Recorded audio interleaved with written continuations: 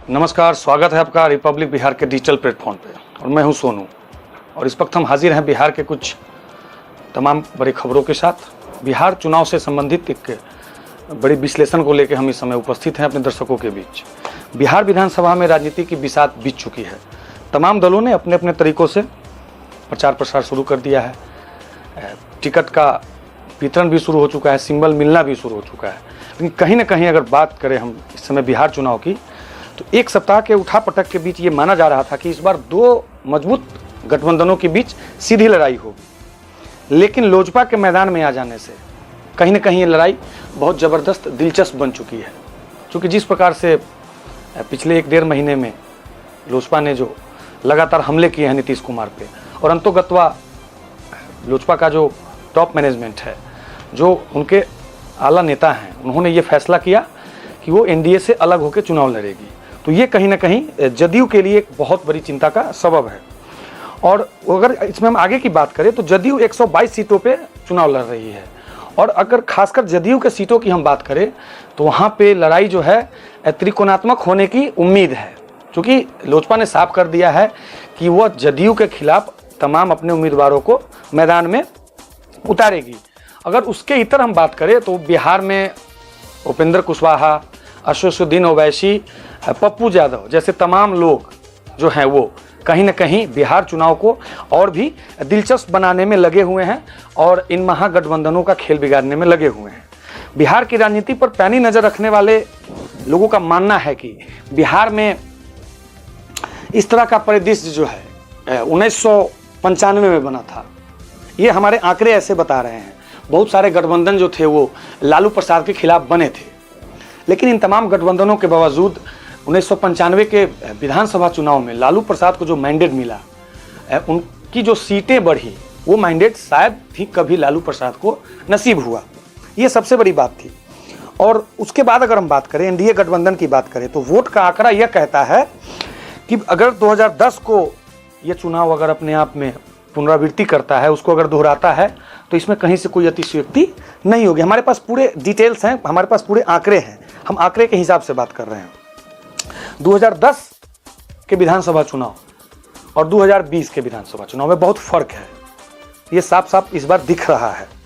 अगर हम नीतीश कुमार और सुशील मोदी की बात करें तो कहीं ना कहीं ये दोनों एक दूसरे के पूरक रहे हैं राजनीति में, और कहीं ना कहीं अपने शत्रुओं को जिस प्रकार से इन दोनों लोगों ने किनारा किया, जिस प्रकार से उसको कमज़ोर किया, तो कहीं ना कहीं राजनीतिक प्रतिद्वंद्विता जो है इन दोनों की ज़बरदस्त तरीके से बढ़ी और इनके विरोधी भी बढ़े। और शायद हो सकता है कि वो तमाम विरोधी जो हैं नीतीश कुमार और सुशील मोदी के, वो इस बार लामबंद होके और कहीं ना कहीं वो फैक्टर नीतीश कुमार के लिए इस बार निगेटिव साबित हो सकता है। आप अगर बात करें 2015 के विधानसभा की, सबसे मजबूत जातीय गठबंधन उस समय बना था। लालू प्रसाद के साथ नीतीश कुमार भी थे, तमाम लोग एक साथ आके, और कहीं ना कहीं उसमें भाजपा को करारी शिकस्त झेलना पड़ा था, अगर यूँ हम कहें कि एनडीए को। लेकिन उस समय अगर सबसे ज़्यादा नुकसान हुआ था तो वो नीतीश कुमार को। इसके पीछे की एक साफ वजह थी। हमारे पास कुछ आंकड़े हैं। तमाम लालू प्रसाद की कोशिशों के बावजूद बहुत सारे ऐसे विधानसभा क्षेत्रों में कुछ यादव कैंडिडेट जो निर्दलीय के रूप में चुनाव लड़े थे, और उसका खामियाजा जो है नीतीश कुमार को साफ साफ भुगतना पड़ा था। और वही कमोबेश स्थिति इस बार बन रही है। क्योंकि जिस प्रकार लोजपा ने अपने तमाम लोगों को तैयार किया है कि हम नीतीश कुमार के खिलाफ जाएंगे, उनके जहाँ जहाँ उनकी सीटें होंगी उनके खिलाफ अपने उम्मीदवारों को हम उतारेंगे। ये तो बात हो गई 2015 की। अगर लोजपा की हम बात करें तो अंतिम चरण इसी तरह के मजबूती के साथ अगर खड़ा रहता है लोजपा लगातार, तो कहीं ना कहीं वो बिहार में इस बार हो सकता है कि किंग मेकर की भूमिका में दिख सकती है। और ये बात साफ साफ जो है सुशील मोदी और नीतीश कुमार को कहीं ना कहीं परेशान कर रही है। क्योंकि चिराग पासवान जो है वो दलित के बहुत बड़े नेता माने जाते हैं। क्योंकि हमेशा दलितों की बात को वो आगे रखते हैं। आपने देखा होगा कि जब लोकसभा में एक बिल आया था SC ST एक्ट को पुनर्विचार करके और उसमें आगे की कार्रवाई करने की। उस समय साफ साफ जो रामविलास पासवान है वो एकदम से जो है मोदी सरकार के खिलाफ खड़े हो गए थे और फिर बाद में जो है मोदी सरकार को उस बिल के खिलाफ जो है एक अलग से अपना वो सत्र लगा के फिर उस बिल को वापस लेना पड़ा। तो ये साफ साफ इस बार दिख रहा है कि कहीं ना कहीं दलित चेहरे जो हैं वो इस बार भी चिराग पासवान ही रहेंगे।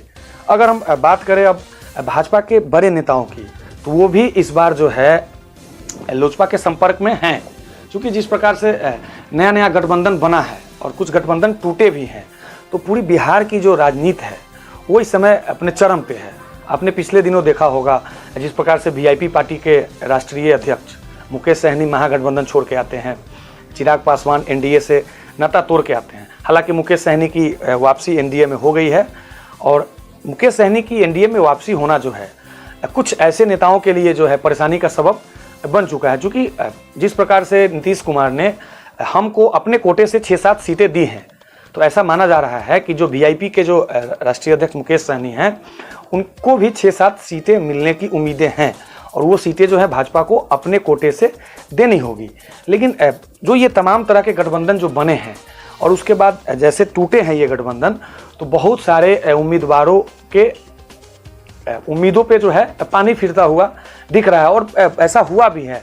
अगर हम बात करें मुजफ्फरपुर ज़िले के कुछ विधानसभा क्षेत्रों की, तो वहाँ पे बहुत सारे ऐसे उम्मीदवार थे जो अपना सीट अपना टिकट फाइनल मान के चल रहे थे, अब भाजपा से हो या जदयू से हो। लेकिन जैसे उसमें मुकेश सहनी की एंट्री हुई है तो बहुत सारे ऐसे लोगों का टिकट कटा भी है और ऐसी चर्चा है कि हो सकता है कि मुजफ्फरपुर ज़िले में कुछ विधानसभा सीटों पे अप्रत्याशित कैंडिडेट देखने को मिले।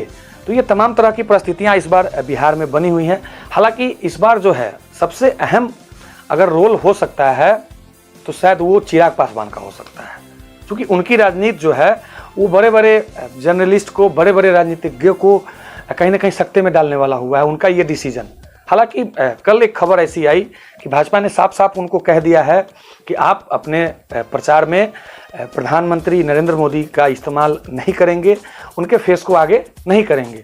तो हालांकि ये चीज़ अभी समझ से थोड़ी सी परे है, लेकिन अगर हम पूरे बिहार के परिप्रेक्ष्य में अगर इस चीज़ को देखें तो ओवरऑल यही समझ में आता है कि चिराग पासवान के दिए में जो है वो भाजपा कहीं ना कहीं अपना तेल डाल रही है। और ये पूरी की पूरी जो एक मुहिम है वो मुहिम नीतीश कुमार को कमज़ोर करने की मुहिम है।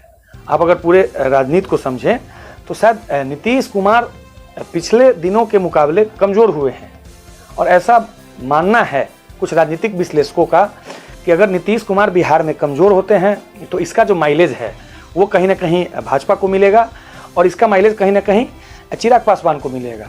इसके पीछे का एक बहुत बड़ा तर्क है, क्योंकि नीतीश कुमार अकेले भी चुनाव लड़के अपने आप को आजमा चुके हैं। आप बात करेंगे बिहार में तो तमाम मुद्दे चुनाव जैसे जैसे नज़दीक आते हैं तो वो पीछे हो जाते हैं और जो जातीय समीकरण है वो कहीं ना कहीं बिहार चुनाव में ज़बरदस्त तरीके से हावी हो जाता है। तो अगर इस समीकरण के मुताबिक अगर आप नीतीश कुमार को देखेंगे तो वो कहीं नहीं टिकते हैं आरजेडी के सामने, बीजेपी के सामने और चिराग पासवान के सामने। तो ये एक माइनस फैक्टर है। हाँ, नीतीश कुमार का जो गुड गवर्नेंस है, नीतीश कुमार की जो कार्यशैली रही है, उसके आधार पे उन्होंने बिहार में लगातार 3 टर्म का जो अपना कार्यकाल है वो पूरा किया है। लेकिन इस बार तमाम दलों की शायद ये कोशिश है, क्योंकि ये ऐसी खबरें सूत्रों से पता चल रही है कि नीतीश कुमार को थोड़ा सा कमज़ोर किया जाए। और नीतीश कुमार जैसे ही थोड़ा सा कमज़ोर होते हैं तो हो सकता है कि उनके जो मुख्यमंत्री की दावेदारी है वो भी कमज़ोर पड़ सकती है और भाजपा उनसे नेगोशिएट कर सकती है।